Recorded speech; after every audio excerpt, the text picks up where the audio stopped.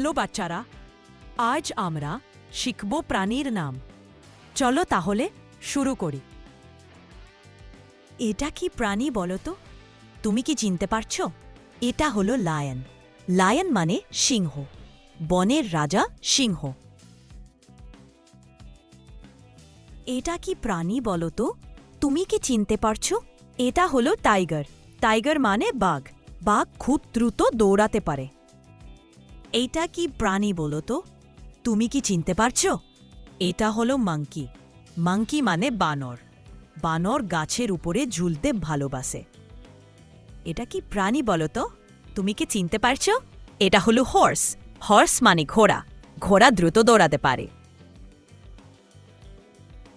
এটা কি প্রাণী বলো তো? তুমি কি চিনতে পারছো?